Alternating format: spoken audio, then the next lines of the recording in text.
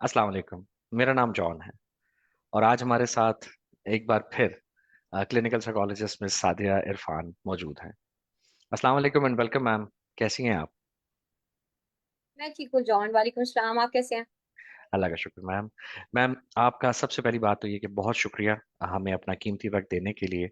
और सबसे पहले मैं आपसे रिक्वेस्ट करूंगा कि आप हमारी ऑडियंस को अपना एक मुख्तसर सा तारुफ करवा दें प्लीज़। ओके। सो मेरा नाम सादिया इरफान है और मैं क्लिनिकल साइकोलॉजिस्ट हूँ और एडिक्शन थेरेपिस्ट भी हूँ। मैंने एमएस क्लिनिकल साइकोलॉजी किया है और साथ में अमेरिकन साइकोलॉजिकल एसोसिएशन और Australian New Zealand mental health association के मेंबर भी हूँ। जितने भी साइकोलॉजिकल इमोशनल बिहेवियर प्रॉब्लम या साइकेट्रिक इश्यूज आते हैं उन सबको मैं डील करती हूँ। अगर आप में से किसी को भी कोई भी इमोशनल साइकोलॉजिकल बिहेवियर प्रॉब्लम हो तो आप सेहत आपके प्लेटफॉर्म के थ्रू मुझसे ऑडियो और वीडियो कंसल्टेशन कर सकते हैं जी। Thank you very much ma'am. Ma'am, पहली बात तो ये कि हमारा जो आज का जो टॉपिक है ना, वो है सोशल एंजाइटी डिसऑर्डर है। और इस सिलसिले में हमने ना हमारे जो सेहत याब का सोशल मीडिया का पेज है उस पर हमने क्वेश्चंस भी पूछे थे लोगों से, हमारे ऑडियंस से, और जिसके आंसर्स आज हम मैम आपसे लेंगे। जवाबात के लिए मैं ऑडियंस से रिक्वेस्ट करूंगा कि हमारे साथ इस लाइव सेशन में ज्वाइन रहें। और वैसे मैम, कुछ भी शुरू करने से पहले मैं आपसे एक रिक्वेस्ट करूंगा कि अगर मैम आप इस टॉपिक को थोड़ा सा एक्सप्लेन कर दें कि सोशल एंजाइटी डिसऑर्डर असल में होता क्या है, इसके नॉर्मल और सिवियर सिम्टम्स क्या हैं, और इसकी वजूहात क्या हो सकती हैं या क्या होती हैं, और उसके बाद हम ऑडियंस के क्वेश्चंस की तरफ चलेंगे। जी। ओके। सो बेसिकली जैसे सोशल एंजाइटी डिसऑर्डर की हम बात करते हैं तो इसको हम सोशल फोबिया भी बोलते हैं। सोशल एंजाइटी डिसऑर्डर जैसे नाम से हमें पता चलता है कि हमें एंजाइटी शुरू होती है किसी भी सोशल सेटअप में, किसी भी ऐसी पब्लिक प्लेस में जहाँ पे के सामने हमने जाना होता है। एक होता है सिंपल शाइनेस कि हम थोड़ा हेजिटेंट फील करते हैं, हम थोड़ा डिस्कम्फर्ट फील करते हैं ऐसी जगहों पे जाने से, ठीक है। बट सोशल एंजाइटी डिसऑर्डर की जब हम बात करते हैं ना तो उसमें हमें हमारे साथ एंजाइटी स्टार्ट हो जाती है। हम फियरफुल रहना शुरू हो जाते हैं उस सिचुएशन के बारे में।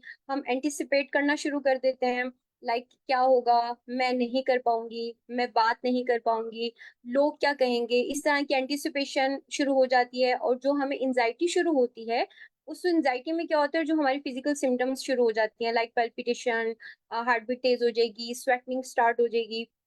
उससे होता क्या है कि हम इतना एंटिसिपेट करते हैं कि हम ट्राई करते हैं कि हम उन सिचुएशंस को हम अवॉइड करना शुरू कर दें। तो बेसिकली हमारी एक रिकरेंट एक ऐसी सिचुएशन बन जाती है जब हम विजुअलाइज करते हैं या सोचते हैं कि हमने किसी सोशल सेटअप में जाके हमने कुछ परफॉर्म करना है या हमने लोगों से मिलना है। तो सोशल एंजाइटी डिसऑर्डर की जब हम बात करें, हम सोशल फोबिया की बात करें, दोनों एक ही टर्म है। तो उसमें हम किसी भी ऐसी सोशल गैदरिंग्स को पब्लिक प्लेसेस पे जाने से हम अवॉइड करना शुरू कर देते हैं। हम लोगों से बात करने से हम अवॉइड करना शुरू कर देते हैं। हम मुसलसल और हमारा जो बिहेवियर होता है वो शो कर रहा होता है कि हम इस वक्त कम्प्लीटली एंशियस है। समटाइम इसकी सिवेरिटी की बात करें तो लोगों को पैनिक अटैक भी स्टार्ट हो जाता है किसी भी सोशल सेटअप में जाके। तो जब वो ऐसे सेटअप में जाते हैं, पैनिक करना शुरू करते हैं, तो वो ट्राई करते हैं, क्योंकि हर इंसान का जो मेन फंक्शन है, पर्पस है, वो सर्वाइवल का है। तो जब हम सर्वाइवल के लिए क्या करते हैं, हम कोशिश करते हैं कि हम उस सेटअप में जाए ना, हम उसको अवॉइड करना शुरू कर देते हैं। लाइक स्कूल कॉलेज यूनिवर्सिटी में कोई इवेंट है हम अवॉइड करेंगे, कोई शादी ब्याह का फंक्शन है हम अवॉइड करेंगे, कहीं भी कोई रिलेटिव्स की गैदरिंग है हम अवॉइड करेंगे, कहीं फ्रेंड्स का कोई गेट टुगेदर है हम अवॉइड करेंगे। सिर्फ इस एंजाइटी की वजह से, क्योंकि हम लोगों को फेस नहीं कर पाते। और उसमें मुसलसल जो हमारी सिचुएशन होती है वो एंशियस होती है, फेयरफुल होती है। और जब ये सब दोनों चीजें लिंक करती हैं तो वो फिर हमें सोशली मजीद इतना ज्यादा एंशियस कर देती है कि हम फिर सही से परफॉर्म नहीं कर पाते किसी भी सेटअप में। अब अगर हम इसकी रीजंस की बात करें, सो रीजन है बेसिकली इसके मल्टीपल रीजन हो सकते हैं। हम ये नहीं कह सकते कि कोई एक इसकी स्पेसिफिक रीजन है जिसकी वजह से एंजाइटी हमें स्टार्ट हो सकती है, सोशल फोबिया हमें स्टार्ट हो सकता है। हम अगर बायोलॉजिकल बात करें तो बायोलॉजिकल में बेसिकली हमारे साथ क्या होता है कि हमारे कुछ ब्रेन न्यूरोट्रांसमीटर्स होते हैं जिसके इम्बैलेंसेस की वजह से, जिसमें मेनली हम देखते हैं सेरोटोनिन होता है, डोपामिन होता है और ग्लूटामेट होता है, जिसके इम्बैलेंसेस की वजह से हमें मूड स्विंग्स ये सब चीजें हमारी आनी शुरू हो जाती हैं। अब अगर हम साइकोलॉजिकल बात करें, साइकोलॉजिकल रीजन उसकी ये हो सकती है, लाइक चाइल्डहुड में बच्चे ने बहुत ओवर प्रोटेक्टिव पेरेंटिंग देख ली, बहुत ओवर कंट्रोलिंग पेरेंटिंग देखी। अब उस रीजन की वजह से बच्चे का जो अटैचमेंट स्टाइल था बहुत इनसिक्योर डेवलप हुआ। इसके अलावा हम देखते हैं कि अक्सर चाइल्डहुड में कुछ ट्रॉमाज ऐसे होते हैं, इमोशनल फिजिकल अब्यूज हो गया, या स्कूल में पीयर प्रेशर में कहीं पर भी बहुत बुली किया गया है।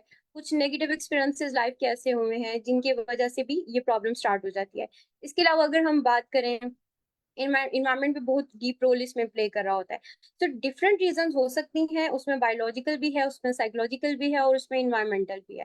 तो ये डिपेंड करता है पर्सन की हिस्ट्री पे, किस तरह से वो उनका पूरा एक प्रॉब्लम जो है वो स्टार्ट हुआ है। बट अगर हम एंजाइटी की बात करें, तो उसमें सोशल एंजाइटी वाकई में एक ऐसा डिसऑर्डर है जो अगर किसी भी पर्सन के साथ ये सिम्टम्स हो, तो वो अपनी डेली फंक्शनिंग को नॉर्मली वो स्टार्ट ही नहीं कर पाते। जी। एग्जैक्टली मैम, बहुत डिटेल में इसको समझाने के लिए thank you very much. And ma'am, आइए हम चलते हैं अपने सवालात की तरफ। और सबसे पहले हमसे सवाल किया जा रहा है मैम कि सोशल एंजाइटी की तीन कॉमन वजूहात क्या हो सकती हैं। जी। ठीक है। बेसिकली सोशल एंजाइटी की जब हम बात करते हैं ना, तो उसमें डिफरेंट इसके मल्टीपल रीजंस हैं, जो अभी हमने बात भी की। इसमें सबसे इंपॉर्टेंट होता है कि हमारे चाइल्डहुड इश्यूज कैसे रहे हैं। ठीक है। चाइल्डहुड हमारे ट्रॉमास कैसे रहे हैं, एक सबसे बड़ी रीजन ये होती है। दूसरी रीजन ये होती है कि हमारे करंट लाइफ में स्ट्रेसर्स क्या हैं। ठीक है, लाइक अगर चाइल्डहुड इश्यूज नहीं है बट करंट लाइफ इतनी स्ट्रेसफुल है, हमें ये प्रॉब्लम स्टार्ट हो जाता है। जैसे कि मेरी एक पेशेंट थी, उनके बिल्कुल बहुत एक्सट्रोवर्ट थी माशाल्लाह, बिल्कुल सब फिट था। बट उनके लाइफ में कॉलेज में काफी माशाल्लाह एक्सट्रोवर्ट थी, तो हुआ क्या कि एक प्राइज डिस्ट्रीब्यूशन का कोई इवेंट था, तो उसमें वहां भी कुछ मिसहैप हो गया उनके साथ। तो ग्रेजुअली वो चेंज उनकी पर्सनालिटी में इतना आ गया कि टोटली वो 360 के एंगल पे खड़ी हो गई है। अब वो फ्रेंड्स को अवॉइड करती हैं, वो किसी भी ऐसी सेटअप में जाते हैं तो उनको फ्लैशबैक्स आते हैं। तो उसमें क्या होता है कि वो पीटीएसडी तो बना ही उनके लिए, बट उसके साथ सोशल एंजाइटी की इश्यूज भी उनके साथ स्टार्ट हो गए। तो उसमें हमारी करंट लाइफ में क्या स्ट्रेसर्स है वो बहुत डीप रोल प्ले कर रहे होते हैं। इसके अलावा हमारी फिजिकल और मेंटल हेल्थ भी इसमें रोल प्ले करती है।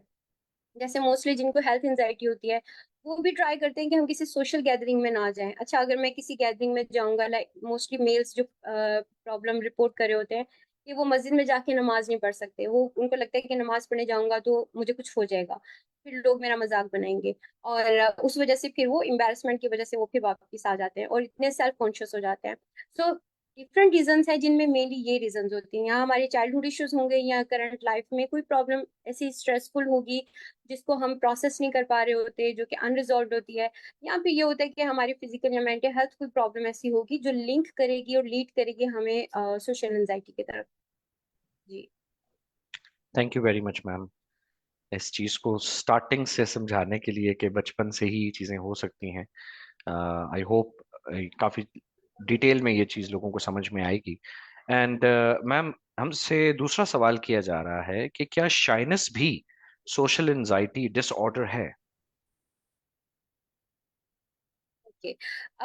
शाइनेस जो होती है ना, वो हमारा सिंपल एक इमोशन है। जैसे हम सब डिफरेंट इमोशंस को प्रोसेस कर रहे होते हैं, लाइक एंगर हो गया, जॉय हो गया, डिफरेंट काइंड ऑफ इमोशंस जो हम प्रोसेस करते हैं, उसमें शाइनेस भी एक इमोशन है। अब किसी जगह पे जाना, वहां जाने से पहले हम थोड़ा शाय फील करते हैं, हम हेजिडेंट फील करते हैं, बट टू सम एक्सटेंट हम उस इमोशन को ओवरकम करके हम मैनेज कर लेते हैं। बट अगर वो शाइनेस ऐसी हो जो कि हमें फियरफुल कर दे, जो हमें लीड करे, और हम इतना सेल्फ कॉन्शियस हो जाए कि हम अब उस जगह पे जाने को अवॉइड कर रहे हैं। ठीक है। तो फिर हम कह सकते हैं कि वो सोशल एंजाइटी है। बट अगर सिंपल शाइनेस का एक फियर है, तो उस फियर पे डेफिनेटली काम किया जा सकता है, अगर हम रहे और हम इजीली वहां जाके परफॉर्म कर उस सबको फर्दर कंटिन्यू करने की। जी। Thank you very much ma'am. Okay, कोई बात है ना मैम कि लोग जो हैं वो वाकई कंफ्यूज हो जाते हैं शाइनेस में और एंजाइटी में। Thank you very much ma'am इसको समझाने के लिए। मैम, हमारे पास तीसरा सवाल आ रहा है कि इसका इलाज, मतलब इसका लिखा जा रहा है कि इसका इलाज कैसे होता है और कितना अरसा लगता है। ठीक है। अच्छा, डिपेंड करता है कि प्रॉब्लम की सिवियरिटी कितनी है। अगर हम बात करें कि हमारी प्रॉब्लम ऐसी है कि माइल्ड लेवल पे है, तो हम बिल्कुल भी मेडिकेशन उसमें प्रिस्क्राइब नहीं करते। बट उसमें अगर सिवियरिटी ज्यादा है कि पैनिक इश्यूज इतने ज्यादा आ जाते हैं पब्लिक प्लेस पे, तो फिर वहाँ पे मेडिकेशन की हेल्प हमें लेनी पड़ती है। प्लस साइकोथेरेपी इसमें बहुत इंपॉर्टेंट रोल प्ले करती है, जिसमें सीबीटी है, जिसमें हमारी डिफरेंट काइंड ऑफ हमारी थेरेप्यूटिक टेक्निक्स होती है जिनको हम यूज करते हैं ताकि हम एंजाइटी को हम ओवरकम कर सकें। टाइम ड्यूरेशन उसमें कितना लगता है ये डिपेंड करता है थेरेपिस्ट पे, थेरेपी पे, प्लस क्लाइंट की अपनी मोटिवेशन पे, और उस थेरेप्यूटिक प्रोसेस पे कि उन एक्टिविटीज को वो किस तरह से कर रहे हैं। सो यार, टाइम टेकिंग प्रोसीजर होते हैं, इससे नॉर्मली 12 सेशंस रिक्वायर्ड होते हैं। तो 2 to 3 मंथ्स ऑलमोस्ट चाहिए होते हैं उस प्रॉब्लम को सॉर्ट आउट करने के लिए। बट अगेन, डिपेंड करता है प्रॉब्लम की सिवियरिटी कितनी है, और उस प्रॉब्लम को ठीक करने में, उसको ओवरकम करने के लिए तीनों का कितना इंपॉर्टेंट रोल है। थेरेपिस्ट का, थेरेपी का, और जो क्लाइंट है उनका। उसमें थेरेप्यूटिक अलायंस डेफिनेटली बहुत इंपॉर्टेंट होती है, क्लाइंट की और थेरेपिस्ट की। जी।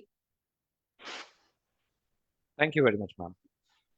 अच्छा मैम, हमारा जो सेकंड क्वेश्चन था हम उसे रिपीट करेंगे, कि क्या शाइनेस भी सोशल एंजाइटी डिसऑर्डर है?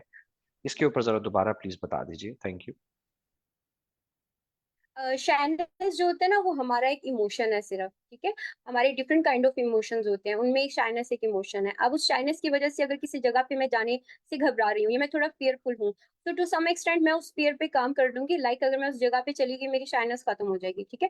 बट अगर वो सोशल एंजाइटी की वजह से ज्यादा मैं शाइनेस फील कर रही हूँ, उस वजह से मैं इतना फियरफुल हो गई हूँ, मैं इतना एंशियस हो गई हूँ कि मैं अब उस जगह को जाने से अवॉइड कर रही हूँ, और मुझे उसके बारे में सोच के, उसको एंटिसिपेट करके मुझे अटैक, पैनिक अटैक शुरू हो रहा है। और मेरी जो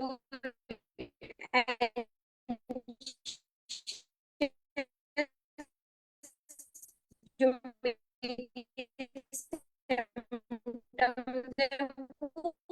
सिवियर हो रही है, तो फिर वो हमारा सोशल एंजाइटी इशू है। बट सिंपल अगर स्टैंडर्ड से किसी जगह पे जा रहे हैं, तो वो हमारी सिंपल एक शर्ट फील करते हैं। अब ये जरूरी नहीं हर जगह पे हो, बट सोशल एंजाइटी में क्या होता है कि हम हर उस पब्लिक प्लेस को करनी होगी। जी। जी मैम। ओके। तो thank you very much ma'am इसको रिपीट करने के लिए। एंड मैम, हमारे पास फोर्थ क्वेश्चन आ गया है कि is social anxiety and fear of public speaking the same thing? जी। डिफरेंट चीजें यूं कह सकते हैं कि वो एक अम्ब्रेला टर्म है, ठीक है। बट अगर हम बात करते हैं ना पब्लिक स्पीकिंग की, ये भी एक परफॉर्मेंस एंजाइटी इसको समटाइम हम बोल देते हैं। उसमें ये होता है कि किसी ऐसी जगह पे जाना जहाँ पे जाके आपको बात करनी है, आपको लोगों के सामने काइंड ऑफ लाइमलाइट बनना है, वो डिफरेंट चीज है। सोशल एंजाइटी में क्या होता है कि हम अगर किसी जगह पे बात नहीं भी कर रहे हैं, हमने सिर्फ एक गैदरिंग में जाना है, जैसे फर्ज करें शादी का कोई इवेंट है, या कोई फैमिली रिलेटिव्स की कोई गैदरिंग है, हम वहां पे जा रहे हैं, हमने सिर्फ वहां पे जाना है, हमने कोई इतनी बातचीत नहीं करनी। सोशल एंजाइटी में हम हर उस सेटअप को हम अवॉइड कर रहे होते हैं जहाँ पे हमें लोगों से इंटरेक्ट करना होगा, लोगों का सामना करना होगा। परफॉर्मेंस एंजाइटी में होता है कि हमने जाना है और हमने जाके बात करनी है, और लोगों ने हमें देखना है। सो वो एक डिफरेंट चीज आ जाती है। बट अगर समटाइम ये दोनों चीजें बहुत इंपॉर्टेंट होती हैं, बहुत दोनों रोल प्ले कर रही होती हैं, आपको कहीं पे जाना है सोशल सेटअप में और वहां जाके आपको परफॉर्म करना है, तो वो आपकी एंजाइटी भी सेम वही सिम्टम्स होंगी जो आपको सोशल एंजाइटी में हो रही होती है। Thank you very much ma'am. Okay. So ma'am, हमारे पास फिफ्थ क्वेश्चन आ गया है। हमसे ये पूछा जा रहा है कि मुझे अक्सर ऐसा लगता है कि लोग मेरे बारे में बातें करते हैं, इस वजह से मैं किसी से नहीं मिलती। क्या ये भी सोशल एंजाइटी है और इसका क्या हल है? जी। ठीक है। क्वेश्चन उनका ये है कि वो लोगों को अवॉइड करती हैं, और उनको ये लगता है कि लोग उनके बारे में कोई बात कर रहे हैं, या उनके बारे में उनको कोई डिस्कशन कर रहे हैं। इसमें थोड़ी सी हिस्ट्री लेनी बहुत जरूरी होती है, कि कितने अरसे से उनको ऐसा स्टार्ट हो रहा है और कितनी इंटेंसिटी से उनको ऐसा लगता है। प्लस हर सोशल गैदरिंग में उनको ये फील आती है, क्योंकि अगर हम सोशल एंजाइटी की बात करें, तो उसमें जैसे हमने बात की ना कि हमारी नेगेटिव एक सेल्फ टॉक अपने साथ शुरू होती है। प्लस उसमें क्या होता है कि हम लोगों के बारे में एंटिसिपेट करना शुरू कर देते हैं कि लोग मेरे बारे में बात कर रहे हैं, अच्छा मैं बुरी लग रही हूँ, या मेरी जो एंजाइटी वाली कंडीशंस हैं, लोग देख रहे हैं, लोग ऑब्जर्व कर रहे हैं, तो उसमें जो एंटिसिपेशन अगर उनको हर सेटअप में स्टार्ट हो रही है, तो डेफिनेटली मैं सजेस्ट करूंगी कि वो इसके लिए जरूर हेल्प लें, थेरेपी लें उसके लिए, क्योंकि हिस्ट्री प्रॉपर लेना जरूरी है, किस वजह से स्टार्ट हुआ और उसका एग्जैक्टली ऑनसेट कब हुआ, इन सब ट्रिगर्स को आइडेंटिफाई करना बहुत जरूरी होता है। बाकी जैसे उन्होंने बात की कि लोगों से बात करने में और उनकी अपनी जो एक नेगेटिव टॉक स्टार्ट होती है अपने साथ, कि लोग उनके बारे में क्या बात कर रहे हैं, इसका मतलब ये होता है कि हमारा समटाइम्स सेल्फ कॉन्फिडेंस इतना लो होता है, हमारी सेल्फ स्टीम इतनी लो होती है कि हम खुद पे फोकस नहीं कर रहे होते, हम लोगों के कहने पे ज्यादा फोकस कर रहे होते हैं, लोगों के देखने पे हम ज्यादा फोकस कर रहे होते हैं। तो ये सब चीजें इसमें प्रोव करनी बहुत जरूरी होती हैं। तो मैं ही सजेस्ट करूंगी कि इसके लिए जरूर वो थेरेपी लें। अगर उनको लगता है कि प्रॉब्लम रिसेंट है या बहुत पुराना है, तो वो जरूर प्रोफेशनल हेल्प लें। उससे मजीद इनकी प्रॉब्लम भी सॉर्ट आउट हो सकती है, और थोड़ा सा अगर खुद से सेल्फ हेल्प टिप्स के थ्रू अगर वो कॉन्फिडेंस पे काम करती हैं, तो उससे भी इनको मजीद बेटर फील कर सकती हैं वो। जी। Thank you very much ma'am, इसको डिटेल में समझाने के लिए।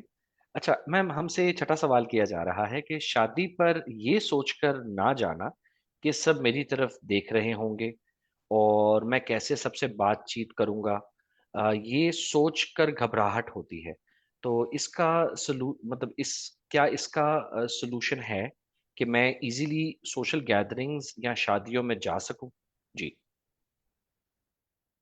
ठीक है, बेसिकली अगर तो उनका प्रॉब्लम सोशल एंजाइटी उनको शुरू होती है किसी शादी ब्याह के इवेंट पे, तो वो एक डिफरेंट चीज हो सकती है। बट अगर जैसे हम सोशल एंजाइटी की बात करते हैं ना, तो उसमें हर वो इवेंट, हर वो गैदरिंग, चाहे वो शादी ब्याह हो, चाहे वो स्कूल कॉलेज यूनिवर्सिटी की गैदरिंग हो या कोई भी हो, वहां पे हमारी एंजाइटी का रिस्पॉन्स सेम होगा और हम अवॉइड करेंगे।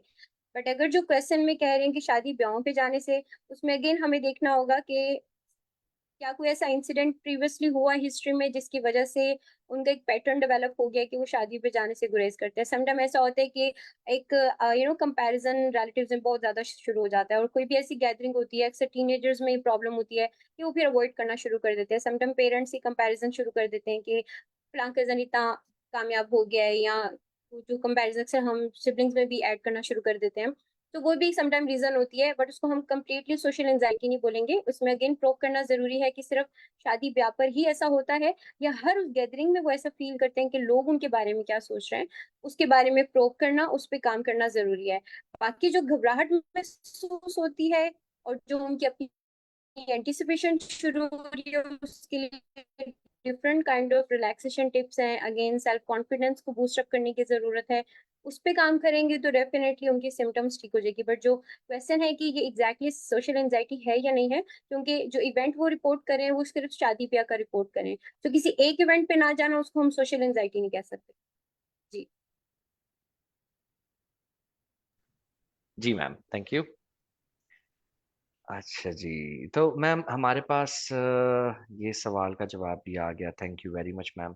आई होप जिन्होंने ये सवाल किया है उनके लिए ये बहुत हेल्पफुल होगा। एंड जी, हमारे पास सेवन्थ क्वेश्चन भी आ गया है कि I feel so much anxiety in speaking up in group settings और giving presentations, it becomes really tough sometimes, how to cope with it? जी। अगेन अगर तो ये परफॉर्मेंस एंजाइटी है, लाइक किसी गैदरिंग में जाके परफॉर्म करना है जहाँ पे हमें फील आ रही होती है कि मुझे बात करनी है लोगों से और लोग मेरी तरफ देखेंगे। अक्सर हम कोई भी टेस्ट एंजाइटी दें या वाइवा दें या इंटरव्यू देने के लिए जाएं, या हमें कहीं पे कुछ प्रेजेंटेशन देनी हो, तो वहां पे इस तरह की एंजाइटी हो रही है, तो उसकी डिफरेंट रीजंस हो सकती हैं। माइंड लेवल पे एंजाइटी ना हम सबके लिए बहुत प्रोडक्टिव होती है, बहुत हेल्पफुल होती है। उसकी समटाइम हमारे अंदर एक मोटिवेशन क्रिएट करती है। लाइक फर्ज करें मेरा कल के दिन में कोई एग्जाम है और मैं उसके लिए थोड़ा एंशियस हो रही हूँ कि पता नहीं कैसा होगा, तो मैं उस एंजाइटी की वजह से उस पर मजीद प्रेपरेशन शुरू करूंगी, मैं उसको रिवीजन करूंगी, उसको राइटिंग बार बार करूंगी ताकि मेरी प्रेपरेशन अच्छी हो जाए। जैसे ही मैं टेस्ट देने जाऊंगी वहां पे भी डेफिनेटली मुझे एंजाइटी होगी, बट दी मोमेंट टेस्ट हो जाएगा मेरी एंजाइटी काम डाउन हो जाएगी, नॉर्मल हो जाएगी। सोशल एंजाइटी में क्या होगा या परफॉर्मेंस एंजाइटी में क्या होगा, परफॉर्म करने से पहले, परफॉर्म करते हुए, परफॉर्म करने के बाद कंटिन्यूअस एक एंटिसिपेशन हमारे साथ चलती रहेगी, जिसमें हम नेगेटिव कंसिक्वेंस के बारे में सोचते रहते हैं। क्या होगा, लोग देखेंगे मुझे, हम लोगों के देखने को देख रहे होते हैं कि वो मुझे कैसे देखना चाहे, किसी ने मुझे स्माइल दिया इसका मतलब मैंने कुछ गलती कर दी है। तो एक कंटिन्यूअस सेल्फ डाउट, एक सेल्फ जो हम कॉन्शियस हुए होते हैं ना, वो हमें नेगेटिवली लीड करता है एंजाइटी की तरफ। बट जैसे वो बात कर रहे हैं कि गैदरिंग्स में ऐसा होता है, अब डिपेंड करता है कि क्या कभी पास्ट में, चाइल्डहुड में किसी गैदरिंग में उनको बुली किया गया है, या कोई नेगेटिव इवेंट ऐसा हुआ है, या बचपन से कॉन्फिडेंस उनका इतना बूस्टअप हुआ ही नहीं कि वो खुद को किसी जगह पे। दूसरी एक रीजन ये हो सकती है कि उनकी कम्युनिकेशन का प्रॉब्लम हो सकता है। तो उसमें कि हम कम्युनिकेशन पे काम करते हैं, हम assertiveness पे काम करते हैं, उनके कॉन्फिडेंस पे काम करते हैं, डिफरेंट बिहेवियरल टेक्निक्स होती हैं, हम रोल प्ले करते हैं, रोल रिहर्सल करते हैं। उससे with passage of time improvement आनी शुरू हो जाती है, और वो जो सिम्टम्स बता रहे हैं वो ओवरकम होना शुरू हो जाते हैं। बट अगर हम ये कहीं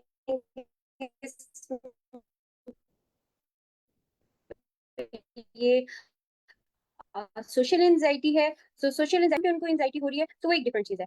जी। Thank you very much ma'am. और मैम आपके इस जवाब से काफ़ी चीज़ें जो हैं वो मुझे भी क्लियर हुई, और आई होप जो हमारे ऑडियंस हैं जिन्होंने सवाल किया है उनके लिए भी हेल्पफुल होगा। वैसे मैं एक चीज़ सोच रहा था कि नॉर्मल नॉर्मल रूटीन लाइफ में भी हम अक्सर औकात कुछ सवाल करने से पहले रुक जाते हैं, और मैंने ये एक्सपीरियंस किया है कि हम इसलिए रुक जाते हैं क्योंकि हम पहले से ही एक जवाब सोच लेते हैं कि इसने मुझे जवाब देना क्या है। मतलब उसके सवाल, हम सवाल पूछने से पहले ही हम ये अंदाजा लगा लेते हैं कि इससे जवाब क्या देना होगा, और हमारी वहां ब्रेक लग जाती है। तो ये भी वजह हो सकती है कि जो नॉर्मल लोग हैं जिनको कोई एंजाइटी का इशू नहीं है, ये चीज वो लोग करते हैं। तो क्या ये भी एक माइनर एंजाइटी में आता है, या ये कॉन्फिडेंस की कमी है, या कम्युनिकेशन की कमी है, या they are thinking so much? क्या हो सकता है ma'am? Basically John history solve the mystery, ठीक है।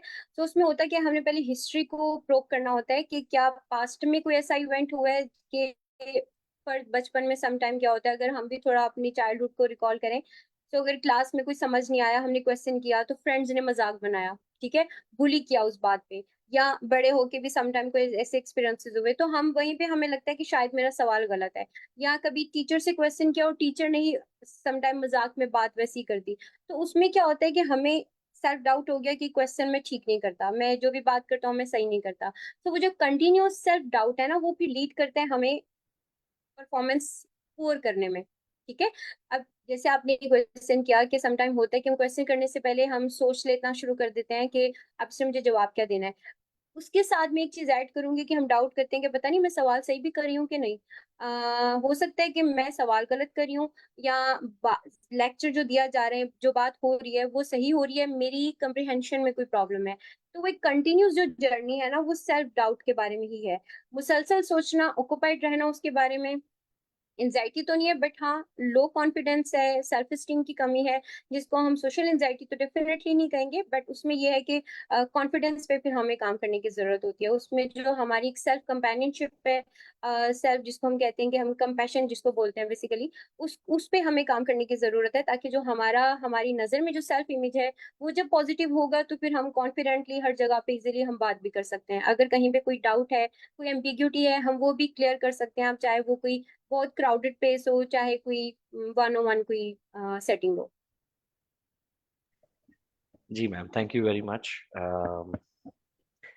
अच्छा, तो मैम हमारे पास, यस, हमारे पास 8 क्वेश्चन आ गया है। सो हमसे ये पूछा जा रहा है अम, कि how can I speak freely without any fear and reduce too much over thinking in conversation. ये वही सेम मेरे ख्याल से सवाल है जो मैंने अभी आपसे किया है, उसी से रिलेटेड है।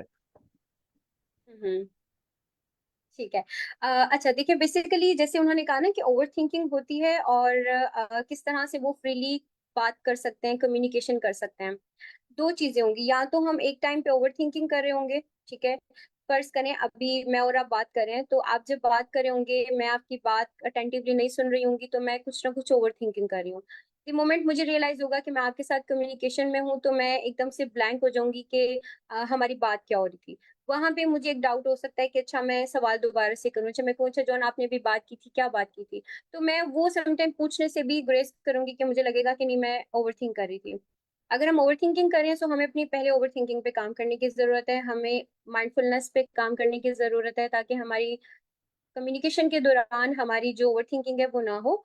और हम किसी भी सेटअप में, किसी भी गैदरिंग में, किसी भी मीटिंग में हम इतने ऑक्युपाइड ना हो कि हम उस वक्त माइंडफुल ना हो कि हमारे साथ बातचीत हो क्या रही है। ठीक है। तो जो क्वेश्चन है कि फ्रीली बात कर सकें, उसमें सिंपल माइंडफुलनेस की डिफरेंट टिप्स होती हैं, उनको प्रैक्टिस करें। और फ्रेंड्स के साथ जहाँ पे भी इनका एक कंफर्ट बना हुआ है, लाइक फ्रेंड्स के साथ अगर कॉल पे बात करें तो अटेंटिवली माइंडफुली उसकी बात को सुने, अंडरस्टैंड करें, बार बार रिहर्सल करेंगे, प्रैक्टिस करेंगे, तो फिर टाइम के साथ साथ लर्न कर लेंगे कि किसी भी गैदरिंग में जहां भी इनको कम्युनिकेट करना है तो वो अटेंटिवली जो है वो बात सुनेंगे भी, बात को अंडरस्टैंड भी करेंगे। और जो ओवर थिंकिंग करनी होगी वो कम्युनिकेशन के दौरान नहीं होगी, वो हम पहले कर लेते हैं। जी। जी ma'am, thank you very much इस चीज़ को बेहतर तरीके से एक्सप्लेन करने के लिए कि वाकई जो ओवर थिंकिंग है उस चीज़ को कंट्रोल करना चाहिए, क्योंकि ओवर थिंकिंग ही इंसान की कन्वर्सेशन के अंदर खलल बनती है। Thank you very much ma'am, it actually clears a lot of doubts. Okay, so ma'am हमारे पास आ रहे हैं जी, नौवां सवाल आ गया है।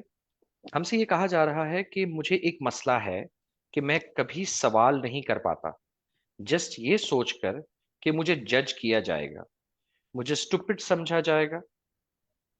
इसे कैसे अवॉइड करें? जी।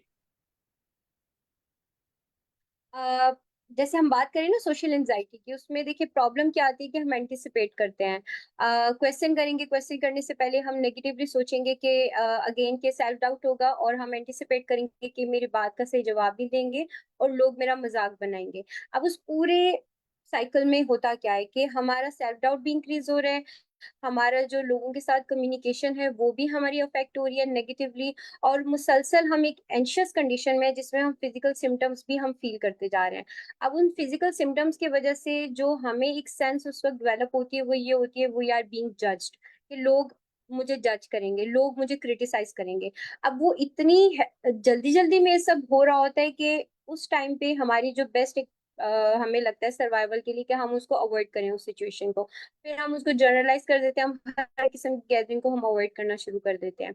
अब जो बेसिक क्वेश्चन है कि घबराहट फील होती है और लोग उनके बारे में क्या करेंगे, उसमें अगेन जो सबसे इंपॉर्टेंट चीज है, हिस्ट्री प्रॉपर प्रोव करनी जरूरी है। कोई ऐसा इवेंट पास्ट में तो नहीं हुआ, उनकी चाइल्डहुड एक्सपीरियंसेस कैसे हैं, उनका खुद का सेल्फ इमेज उनके बारे में कैसा है। इन सब चीजों को प्रोव करने के बाद फिर अपनी उस माइंडफुलनेस पे काम करें, अपनी कॉन्फिडेंस बिल्डिंग पे काम करें। और अगर उनको लगता है कि प्रॉब्लम बहुत सिवियर है तो डेफिनेटली प्रोफेशनल हेल्प जरूर लेनी चाहिए, क्योंकि टाइम के साथ साथ जैसे जैसे हम ग्रो करेंगे, और सब जानते हैं कि हम सब सोशल एनिमल हैं, सो हम सोशलाइज करना ही है सबने, तो अगर हम नहीं करेंगे, अगर तो हमारी पर्सनालिटी ऐसी है, जैसे बहुत से लोग हम देखते हैं कि वो पर्सनालिटी ट्रेट ही ऐसे होते हैं कि थोड़े इंट्रोवर्ट होते हैं, इट डजेंट मीन कि वो सोशली वो एंशियस होंगे, बट उनकी पर्सनालिटी ट्रेट है कि वो ज्यादा ओपन अप नहीं होते, ज्यादा एक्सप्रेसिव नहीं होते। बट अगर ऐसी कोई सिम्टम उनके साथ नहीं है, बट अगर सेल्फ एंजाइटी के, उनको सोशल एंजाइटी के इश्यूज फील होते हैं, तो प्रोफेशनल हेल्प सबसे बेस्ट है। बाकी छोटी छोटी सेल्फ हेल्प टिप्स अपने अपने कॉन्फिडेंस पे काम करें, तो ये कर सकते हैं कि कुछ कोपिंग स्टेटमेंट्स बना सकते हैं अपने लिए, और मिरर के सामने खड़े होके वो उनको रिहर्सल करें, प्रैक्टिस करें, आई कांटेक्ट मेंटेन करें। इवन किसी गैदरिंग में जा रहे हैं, लोगों के साथ आई कांटेक्ट मेंटेन करें, और छोटी छोटी कम्युनिकेशन करना शुरू करें। और ये मत देखेंगे लोग मुझे देख रहे हैं, अपनी क्वेश्चन पे फोकस करें। ये चीज ना हमें बूस्ट करती है कि जो मैं बात कर रही हूँ या जो मैं बात कर रहा हूँ वो मैं बिल्कुल सही बात कर रहा हूँ। तो ये छोटे छोटे प्रैक्टिसेस करने से ही ग्रेजुअली एक हमें एक एक अकॉम्प्लिशमेंट की फीलिंग भी आती है, और फिर विद पैसेज ऑफ टाइम हमारा कॉन्फिडेंस भी फिर बूस्ट अप होता है। जी। जी ma'am, thank you very much. बिल्कुल मैम, आप सही कह रही हैं कि कैसे इस चीज़ को अवॉइड किया जाए, and I am pretty sure जिन्होंने ये सवाल किया होगा उनके लिए बहुत फ़ायदेमंद आंसर होगा। एंड आगे चलते हैं मैम। हमारे से 10th क्वेश्चन किया जा रहा है कि क्या सोशल एंजाइटी बचपन के ट्रॉमा की वजह से हो सकता है? कुछ लोग कहते हैं कि ये जेनेटिक भी होता है। जी। अ, जो ट्रॉमा अगर हुए पास्ट में, चाइल्डहुड ट्रॉमा, वे डेफिनेटली ये एक रोल बन सकता है। बट अगर हम कहें सिर्फ ट्रॉमेटिक इवेंट की वजह से ये सोशल एंजाइटी हुई है, तो समटाइम ऐसा पॉसिबल नहीं होता। मल्टीपल फैक्टर्स बहुत रोल प्ले कर रहे होते हैं। जैसे हमने बात की पेरेंटिंग की, समटाइम बहुत ओवर कंट्रोलिंग पेरेंटिंग है। बच्चे का जो अपना अटैचमेंट स्टाइल बना है वो काफी इनसिक्योर डेवलप हुआ है टाइम के साथ साथ, वो भी इसमें बहुत इंपॉर्टेंट रोल प्ले कर रहा होता है। अब जैसे जैसे बच्चे ने ग्रो किया, बड़ा हुआ, अब वो जब बड़ा होता है तो उसके साथ लाइफ के एक्सपीरियंसेस अगर कुछ ऐसे नेगेटिव हो गए हैं जो कि उसमें रोल प्ले कर रहे होते हैं उसको मजीद नेगेटिव करने में, उसका जो एक सेल्फ इमेज अपने बारे में है, उसका जो लोगों के बारे में व्यू है, वो अगर नेगेटिव डेवलप हो रहा है, तो ये सब चीजें एक्यूमुलेट होके एक सोशल एंजाइटी के सिम्टम्स को वो क्रिएट करना शुरू करती हैं। बट समटाइम ऐसा होता है कि अगर हम पेरेंटिंग की बात करें, आपने देखा होगा बहुत सी जगहों पे फैमिली डायनामिक ऐसा होता है कि बड़ा एक कंट्रोल्ड इन्वायरमेंट होता है। लाइक अगर फादर के साथ इतना कम्युनिकेशन गैप नहीं है, फादर टाइम नहीं देते बच्चों को, मदर वैसी पूरा दिन अगर घर में होती हैं तो वो घर में इतना बिजी होती हैं कि बच्चों के साथ क्वालिटी टाइम स्पेंड नहीं कर पाते। तो बच्चों बच्चों में अगर ये चीज ऑलरेडी डेवलप्ड है, तो लाइफ में आगे चल के कोई भी इवेंट होगा जिसको वो ट्रॉमेटिक इवेंट कह रहे हैं, तो ये बहुत इंपॉर्टेंट रोल प्ले कर रही है। समटाइम पेरेंट्स को ज्यादा कम्युनिकेशन करते नहीं देखा, तो बच्चों का एक लर्न बिहेवियर शुरू हो गया, वो एक इन्वायरमेंटल फैक्टर है। ठीक है, सो ये सारी चीजें मिलके जो है वो बनाती हैं।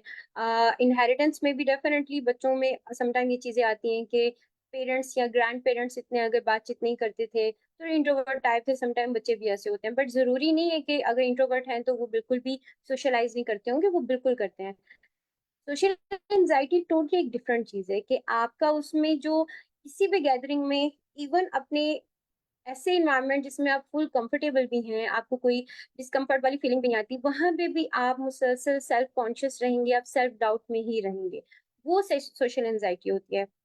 बट अगर हम वैसे जनरली बात करें किसी रीजन की वजह से, किसी स्पेसिफिक रीजन की वजह से, तो यस, उस वजह से भी हमारी स्टार्ट हो सकती है, चाहे वो जेनेटिकली हो या वो कोई ट्रॉमेटिक इवेंट हो। बट हम ये नहीं कह सकते कि 100% ट्रॉमा की वजह से ये सब स्टार्ट हुआ है। छोटे छोटे इंसिडेंट्स हैं जो मिलके हमारी सिचुएशन को वर्स कर रहे होते हैं। जी।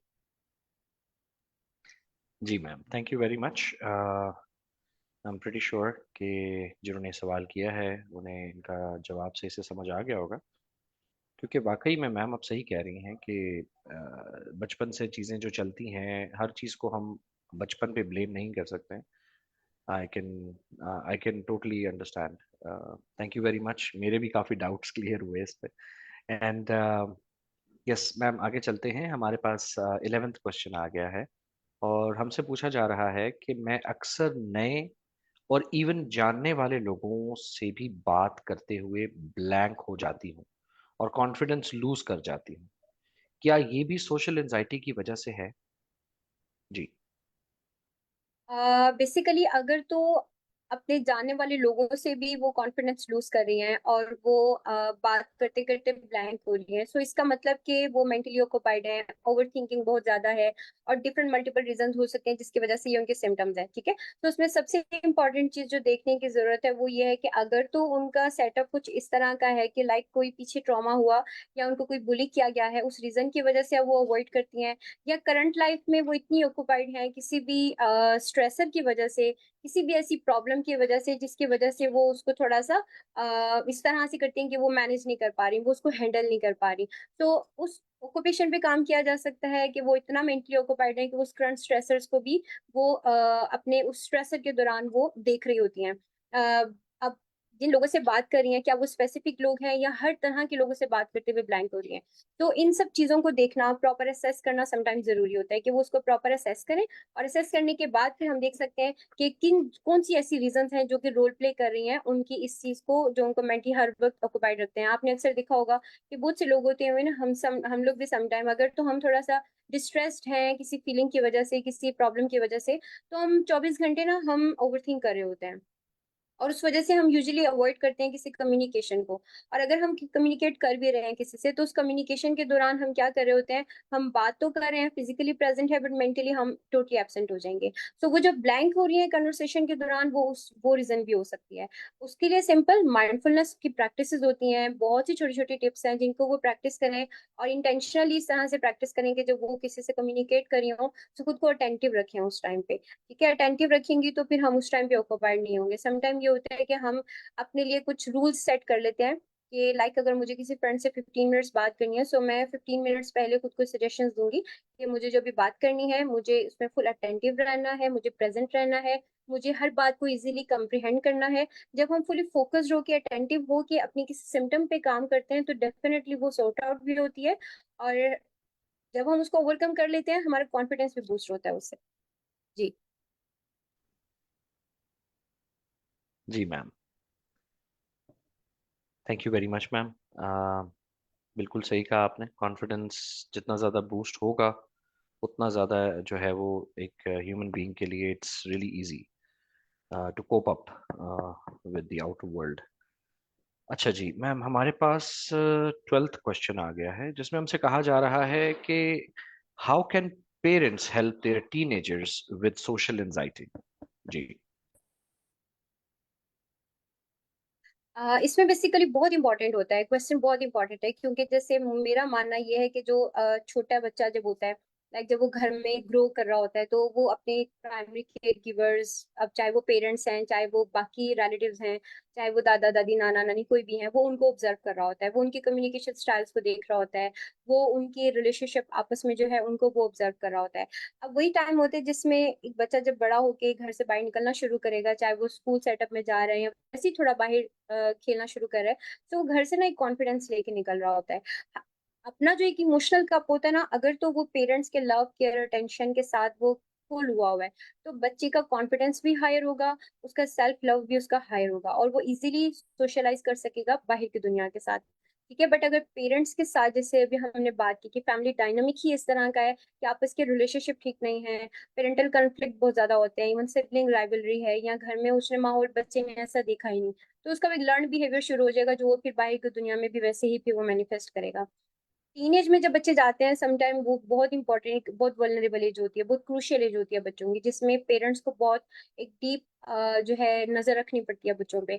अगर तो वो इमोशनली ब्लैंक है, बातचीत नहीं करे, कम्युनिकेट नहीं कर रहे, सो उनके साथ प्रॉपर कम्युनिकेशन करें। अगर उनको लगता है कि वो बाहर किसी के साथ इजीली सोशलाइज नहीं कर पा रहे, लाइक घर में अगर रिलेटिव्स आए हैं तो बच्चे छुप रहे हैं, बच्चे बातचीत नहीं कर रहे, तो थोड़ा सा पेरेंट्स जो है वो एक्टिव रोल प्ले करें, बच्चों को सोशल टिप्स सिखाएं, उनको इंगेज करना शुरू करें उन रिलेटिव्स के साथ, थोड़ा उनकी पॉजिटिविटी पे काम करें, बच्चों की स्ट्रेंथ्स को हाईलाइट करें। उससे क्या होता है कि उनकी जो एक प्रॉब्लम एक ऑनसेट होती है ना उस एज में, जो कंप्लीट आगे चल के एक डिसऑर्डर बनना होता है सोशल एंजाइटी का, उसका वहीं पर ही फिर उनकी वो एक कॉन्फिडेंस हायर होने की वजह से उनके वो सिम्टम्स उनकी कम होना शुरू हो जाती हैं। तो यस, पेरेंट्स का बहुत बहुत इंपॉर्टेंट रोल होता है। अगर वो एक्टिवली बच्चों की इमोशंस को अंडरस्टैंड कर रहे हैं, उनको एक्टिव लिसनिंग कर रहे हैं, उनके उन इमोशंस को प्रोसेस कर रहे हैं एक प्रोडक्टिव वे में, तो डेफिनेटली वो उस बच्चे की उन उसको डिसऑर्डर बनाने से वो बचा सकते हैं बच्चे की। सिंपल नजर रखें और देखेंगे बच्चा कहाँ पे जाके थोड़ा स्टक हो रहा है, उसके उस स्टकनेस पे काम करें, बच्चे को थोड़ा प्रोसेस करने दें, अपने फीलिंग्स को एम्ब्रेस करने दें, और सोशलाइजेशन जितनी साथ में खुद करवा सकते हैं बच्चों की, वो करवाएं। तो उससे ये है कि पेरेंट्स बहुत इसमें रोल प्ले कर सकते हैं उनकी उन प्रॉब्लम्स, उन सिम्टम्स को ओवरकम करने के लिए। जी। Thank you very much ma'am. हमारे पास इसी से ही कुछ मिलता जुलता नेक्स्ट सवाल है मैम, कि मेरी 12 साल की बेटी है, मतलब मेरी 12 साल की बेटी को सोशल फोबिया है।